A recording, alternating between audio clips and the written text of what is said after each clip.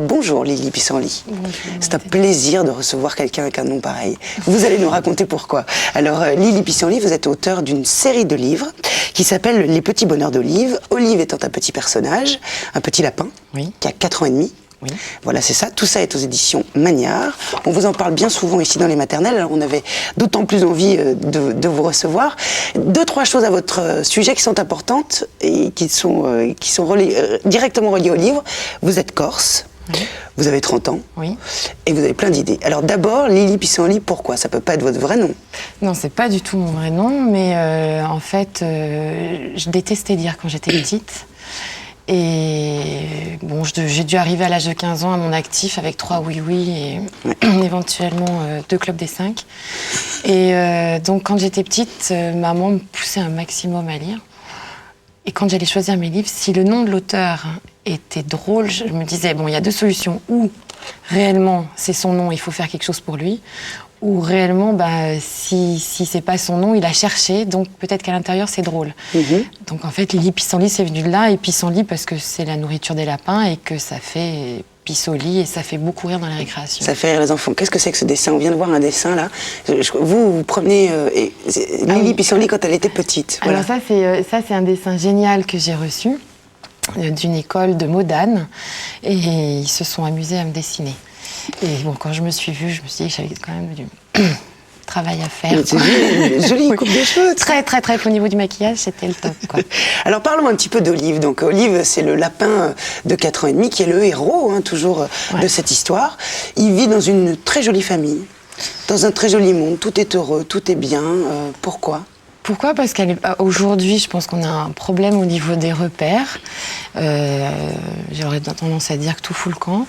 Donc c'est plus facile éventuellement de partir de quelque chose bien ancré, avec des points de repère, pour pouvoir ouvrir l'esprit de l'enfant vers d'autres choses, vers d'autres familles, monoparentales, éventuellement, des cas différents. Plutôt que d'avoir à partir tous azimuts, c'est pas évident. Je pense qu'en ayant des repères, on peut peut-être plus facilement s'ouvrir vers autre chose. Donc Olive est dans une famille idyllique, et parce qu'il est dans cette famille idyllique, il peut avoir la curiosité d'aller vers la différence. Oui, exactement. Puis en plus, il va découvrir, il y a quand même 32 histoires d'Olive qui ont été écrites. Il n'y en a que 4 qui sont sorties.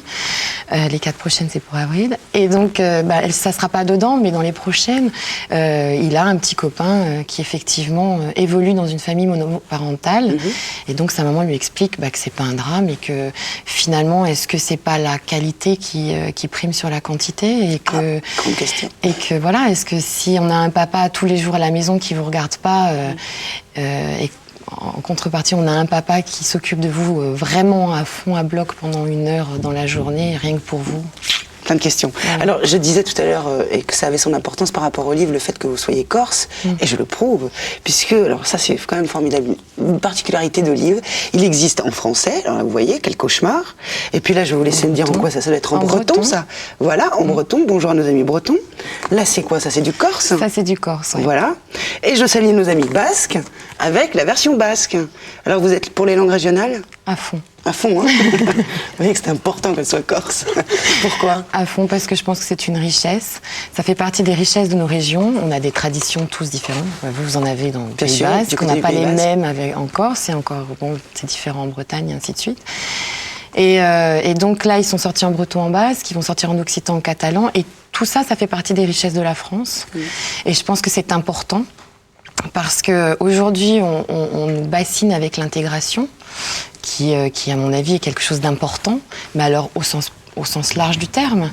C'est-à-dire, commençons déjà. C'est plus facile, à mon avis, de faire accepter à un enfant son voisin de palier que de commencer par son voisin du bout de la rue. Donc, les langues régionales, pour moi, c'est important. Ça fait partie d'un patrimoine, d'une richesse, ça fait partie des racines.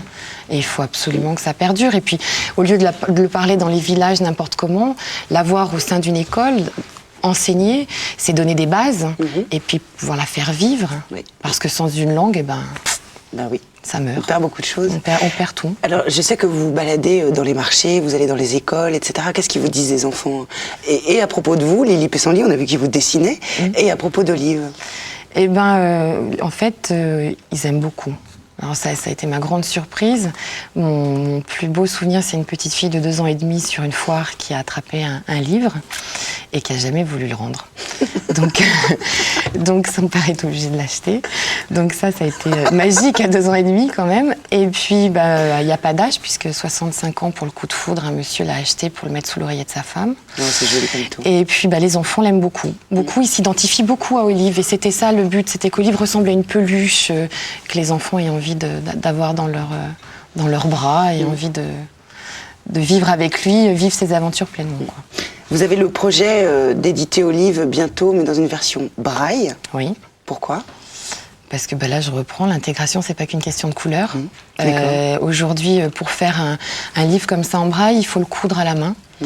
Et une couverture cousu main, si vous voulez respecter l'embossage, c'est-à-dire la machine qui fait les petits points, ça coûte 200 francs en France. Ce qui m'impose de partir en Thaïlande. Mais en Thaïlande, pas n'importe comment, parce que je veux superviser le travail là-bas. Je veux pas que ce soit des enfants thaïlandais qui le fassent. Donc je veux que ce soit des adultes. Et pour ça, il faut que je sois sur place. Et je voudrais que le livre sorte avant décembre et arriver à avoir un livre qui soit à peu près, peut-être à 10 francs d'écart du prix de livre aujourd'hui. Parce que je veux de la couleur, je veux que les enfants puissent toucher du bout des doigts les dessins d'Olive, qu'ils aient la bouille d'Olive.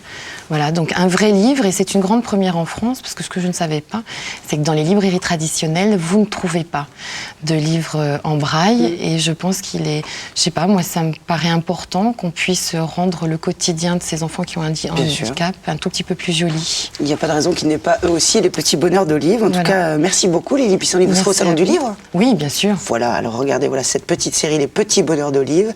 Coup de foudre, drôle de rencontre et que de bêtises. Les autres à suivre en avril. Bon vent à vous, tenez-nous au courant. Merci. On prendra de vos nouvelles en passant comme ça. En tout cas, merci beaucoup. Merci à vous.